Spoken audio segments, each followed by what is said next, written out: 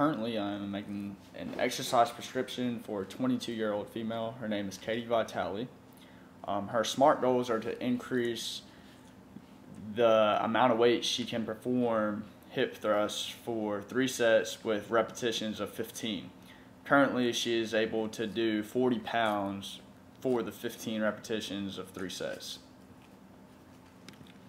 Throughout this video, I'm going to demonstrate how to increase her strength without reducing the amount of repetitions that she can perform. This involves strength training. In the ACIF model, this is phase 3. Phase 3 involves load training. Load training can be to improve endurance. It can be to improve strength. But for this video, we're gonna improve strength without reducing her ability to perform the 15 reps.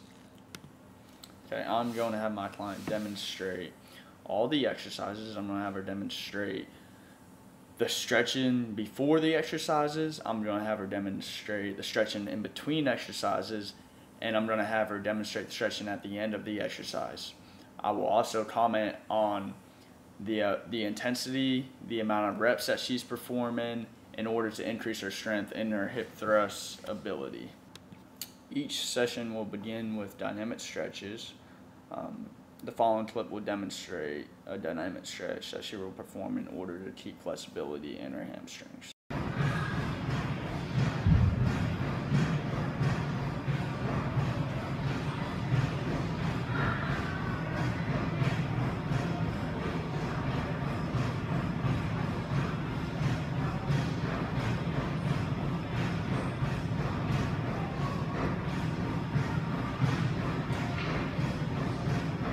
Alright, she will perform these dynamic stretches, which are straight leg toe touches, for 2 sets of 20 before going into the load training exercises. She will also perform in between each set of exercises the same movement of the straight leg toe touches in order to maintain flexibility throughout the training. Alright, the next couple of clips I'm going to show you are what she's going to be doing after she performs her stretching. For the first 4 clips I'm going to show you, this is going to be what she will be doing when she is working out her quads. Just do 5 on one, 5 on the other.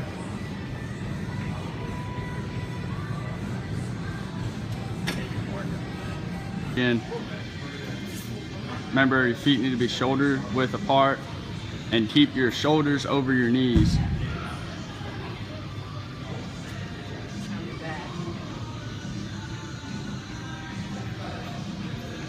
Good.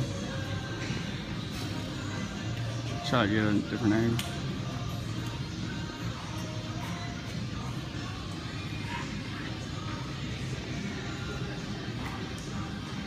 Again.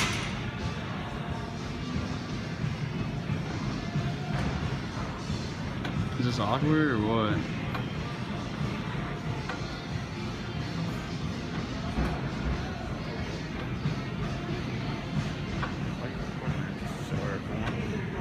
For class.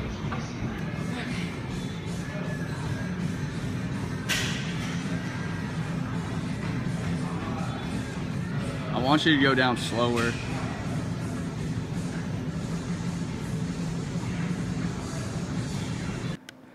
I would like to take the time now to talk about form during the squat session that you just saw and the form during her hip thrust. During the squat session, you saw that her feet were shoulder width apart and that she maintained the bar over her knees. When you stand up, your shoulders are supposed to be above your knees. As she went down, her shoulders remained right there at her knees. That tells you that she is going straight down. You don't want your client bending her back or doing anything unnecessary with a movement such as twisting this way, left or right, that could cause them to injure themselves. Another thing to keep in mind is that during her hip thrust, notice how her shoulders are on the bench. If you ever perform hip thrusts and you end up putting too much pressure on your neck or putting where your foundation is on your neck, you can severely injure your neck which is bad form. Notice how Katie has most of her support on her shoulders, not allowing any pressure to get on her neck when bending down and coming back up. Throughout the videos, you probably noticed that she had no weight on the bars and very lightweight while performing most of the demonstrations. But in order for my client to really reach her SMART goals, we're going to have to add a little weight. And by adding weight, we're going to have the intensity at least 70% of her 1 rep max for every exercise. And then to add to that, we're going to have to perform low amounts of reps to increase her strength. So the repetitions will be between 6 to 12 reps for no more than 3 sets. Alright, so after Katie has the ability to perform 70% of her 1 rep max, we will use a progression model, which is linear progression. Basically, if her 1 rep max, say on her hip thrust, is 100 pounds, 70% of that, 70-90% of that, we'll say 70% is 70 pounds. So after she has the ability to perform 10 reps of them, say, at 70 pounds, we're going to increase the intensity, we're going to increase weight, and then what's going to happen is that we're going to decrease the volume. So if we had a graph here, you would see intensity increasing and then the volume sloping down this way, decreasing. All right, this progression model will be used for both her quad days and the days where she's working out only her hamstrings. So a hamstring exercise, say straight leg deadlift, once she's able to do 70% of her max on that, we will also increase the intensity and we're going to decrease the volume as well. The following will depict what Katie is going to be doing for her second workout day of the week. This is going to be her hamstrings. I have 4 video clips depicted, and she will demonstrate these as well.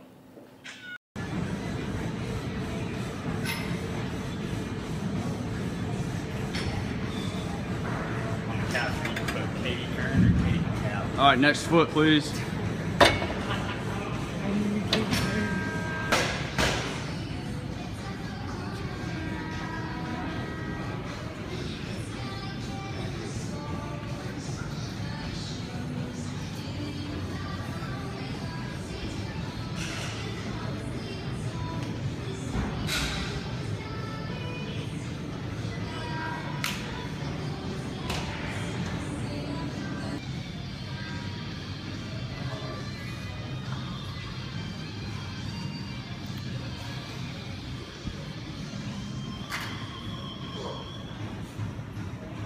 Notice how her back is straight.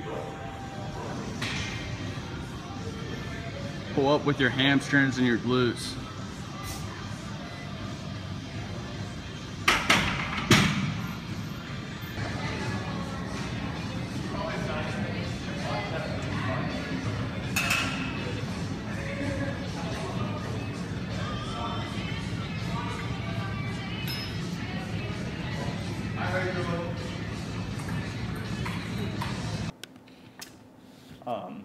When performing her hamstring exercises, I want to point out something to notice. During straight leg deadlifts, notice how her feet are shoulder width apart and how she keeps her eyes fixated on an object at the top, allowing her to keep her back straight.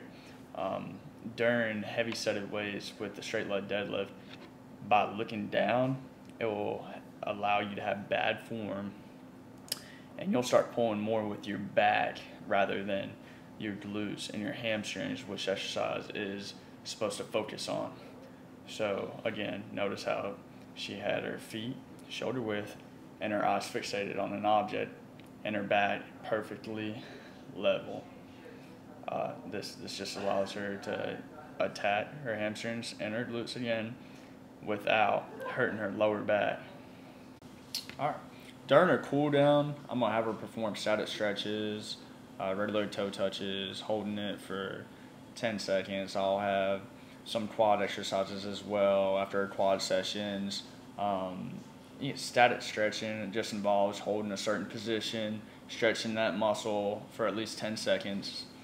Also have some yoga poses to help her with her lower back, and some involve the hamstrings. They are the downward facing dog, upward facing dog. Here's a video to demonstrate both of those.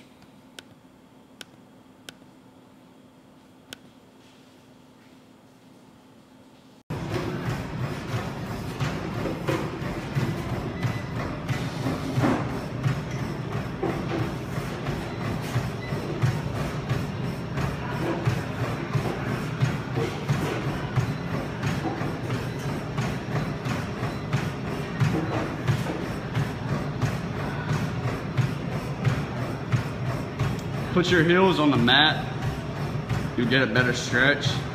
I just want to end this video recapping hopefully what some of you guys have learned. My client is trying to strengthen a workout of hers, and I've given some examples of the training, the intensity, the volume. One thing I didn't mention was the time in between each set. Between each set, she'll have the ability to rest for 2-3 minutes. That's another thing to keep in mind. Again, you know the intensity. I told you at least 70%, 70-90% of your 1 rep max. The volume, anywhere between 6 to 12 reps. Anything greater than 12 just isn't going to help build a strength. It's going to be more for muscular endurance. Another thing to keep in mind is keep it between 3 to 6 sets max, no more than that. And as you progress through your training, make sure you increase the increments. You're going to end up increasing the intensity, and your volume's going to decrease. After you reach a certain limit, such as you're reaching 90%, say, and you're doing it 12 times. If you're going to do that, we're going to have to reevaluate how much your 1 rep max is, and then go back, do the 70% to 90% of that, and then of course your volume is going to go down because your intensity from your 1 rep max will obviously 70% of a newer, higher max will increase. Thanks for watching, guys. Take it back, guys. I knew I was missing something. Let's talk about recovery. Recovery during these exercises, okay? So you're going to be performing strength exercises that are very intense, low in volume. You're going to be really sore. Going down, your eccentric contractions and your breathing, it's going to cause DOMS, which is delayed onset of muscle soreness. It usually takes 72 hours for this to leave your body, for you to be refreshed again. So she's only going to be working out twice a week. I'm going to have her work out twice a week. Make sure there's 72-hour periods in between each session for her to heal back up. The DOMS, actually, it causes microscopic tears in your muscles, and once this heals, your muscle should have the ability to strengthen. That's what we're trying to do. So remember the downtime in between. Make sure you rest, and just y'all be safe. Focus on your form. Remember the repetitions, the intensity. Watch the video again. I hope I didn't miss out on any points. If you have any questions, just comment on the YouTube page. I really thank you guys for watching, and good luck. This video can not only help you increase a 1 rep max for a hip thrust, but you can take some of these same methods and increase your 1 rep max for a bench press, say, a dumbbell press, your squat, any of that, the intensity and things like that, to build strength in a certain movement or exercise that you would like to increase strength in will work. So thanks for watching again, guys, and I hope you enjoyed it.